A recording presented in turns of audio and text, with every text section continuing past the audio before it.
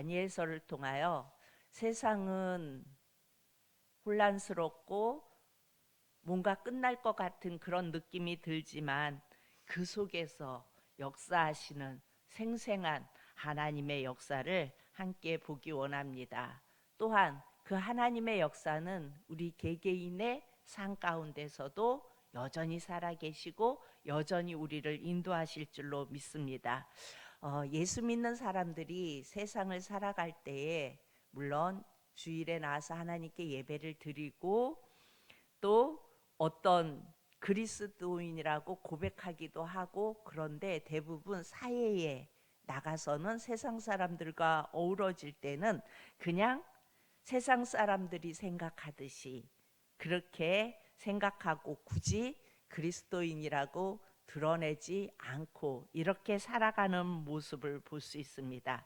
그러니까 세상 속에서 살아가는 그리스도인들이 점차 소수가 되어가요.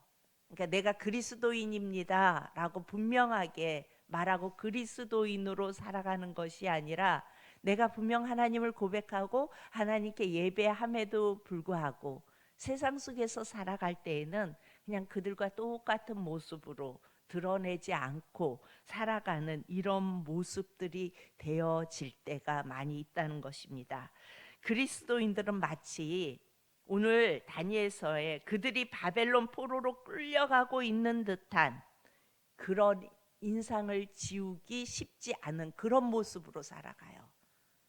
실제로 다니엘과 세 친구들은 그것을 목도했습니다. 하나님의 나라 이스라엘과 그리고 유다가 멸망당하고 그들은 포로 신세가 되어서 이방 제국인 바벨론에 끌려갑니다. 오늘 1절을 보시면 이렇게 시작됩니다.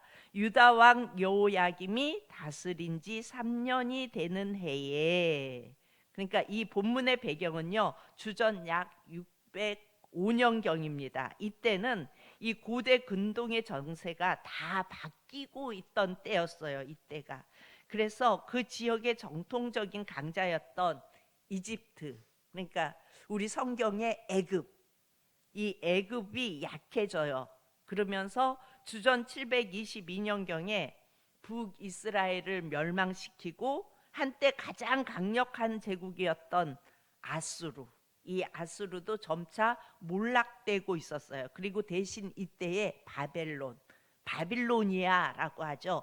바벨론이라는 나라가 이 느부갓네살 2세, 이 젊은 왕의 리더십 하에 점점 이 바벨론이 강자, 그러니까 강국으로 부상하고 있던 때입니다. 이 왕은 주전 605년경 1절 말씀대로 여호야김 왕이 왕위에 오른 지 3년이 되는 해에 갈그미스 전투, 갈그미스 전투라는 이 전투에서 애굽, 그러니까 이집트를 격퇴시킵니다. 그 이후로 바벨론의 느부갓네살 왕은 고대 근동의 이제 모든 패권을 이 바벨론이 잡게 됩니다. 바벨론은 그 기세를 몰아서 예루살렘에 쳐들어와서 소수의 포로를 바벨론으로 끌고 갑니다. 그리고 2절을 보면요, 주께서 유다 왕 여호야긴과 하나님의 전 그릇 얼마를 그의 손에 넘기심에 굴욕적인 사건이 이 이스라엘에게 일어납니다. 하나님의 성전 안에 있던 그 기물들을 바벨론의 신의 보물창고로 하나님의 성전의 그릇들이 다 옮겨집니다. 이것의 표면적인 의미는, 그러니까 역사적으로 그냥 흘러가는 의미는 바벨론의 그 우상 신이 유다의 신이 누구예요? 하나님이세요. 하나님의 신을 정복했다, 이런 느낌이에요. 지금 바벨론이 유다의 신을 정복하고 유다의 신이 거하는 성전에서 성전의 그릇을 다 가져갔다는 뜻을 의미합니다. 그런데요, 하나님의 말씀을 잘 보면요, 2절에 주께서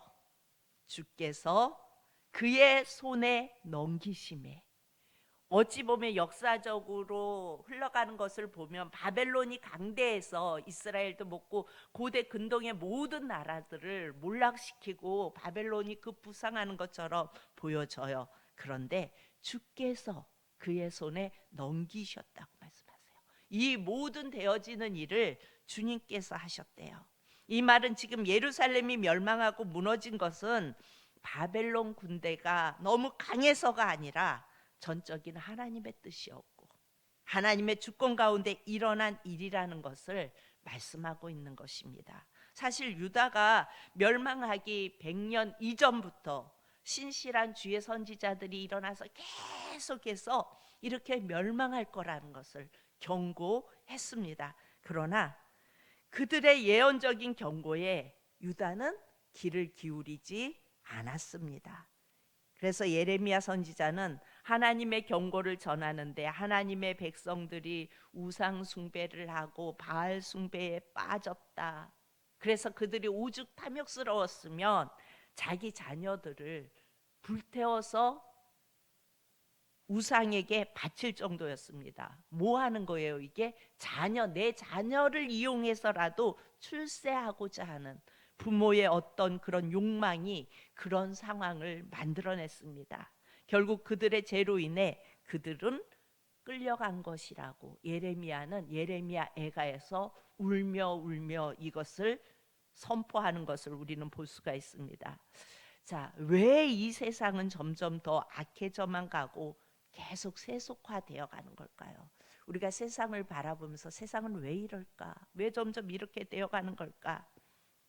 왜 그럴까요? 바로 우리의 죄악, 우리의 돈 숭배, 우리의 쾌락 숭배, 우리의 성공 숭배, 그리고 나보다 못한 이들에 대한 무관심, 이런 것들이 하나님께서 넘겨주셨다는 것입니다. 유다를, 그들이 그렇게 살아가는 그 모습 때문에 하나님께서 그들을 바벨론에게 넘겨주셨다는 겁니다.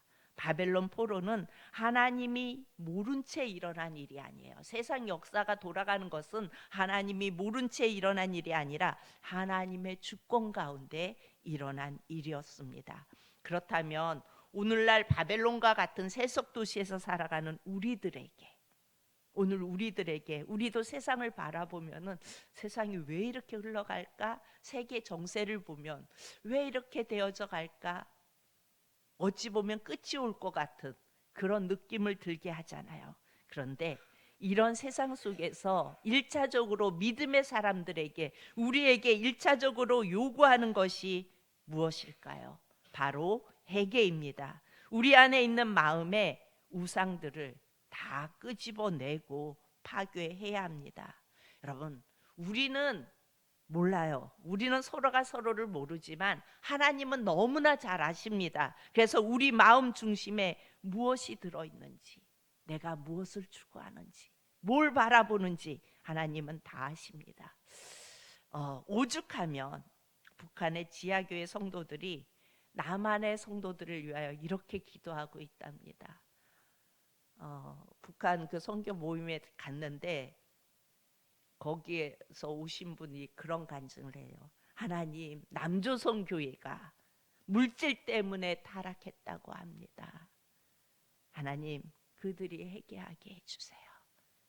그래서 깨어있는 북한과, 여러분 북한이 교회 없지요? 지하교회 교인들은 다 깨어있어요. 하나님만을 바라봐요. 그런데 남조선은 물질 때문에 교회가 그 자유를 누리며 타락했다고 하니 하나님, 그들이 회개하게 해주세요. 북조선의 지하교회 교인들이 우리를 위하여 그렇게 기도한다고 하더라고요.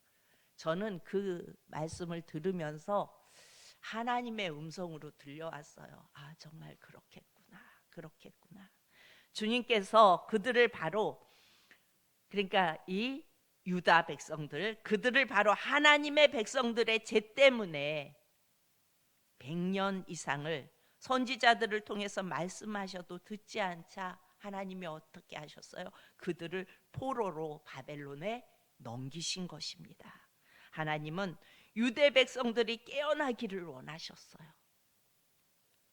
바벨론 포로기를 통해 그들이 회개하고 완전히 새로운 자로 거듭나기를 우리 하나님은 원하셨습니다. 그러므로 우리도 점점 세상이 악하게 돌아가고 복잡하게 돌아간다면 우리들이 회개해야 합니다. 믿음의 사람들이 회개해야 합니다. 점점 더 바벨론화 되어가는 세상, 누구의 탓을 하기 이전에 바로 내가, 그리고 우리가, 그리고 교회가 교회답지 못하고 성도가 성도답지 못했음을 우리는 회개해야 합니다. 그러나 동시에 오늘 이 말씀 속에서는 위로를 주는 말씀도 있습니다. 그렇게 다 망했는데 위로를 주는 말씀이 있습니다. 2절에 주님께서 넘겨주셨다고 할 때 그 주님은 아도나이입니다. 아도나이. 원어의 뜻을 보면요, 주께서, 이 주는 아도나이.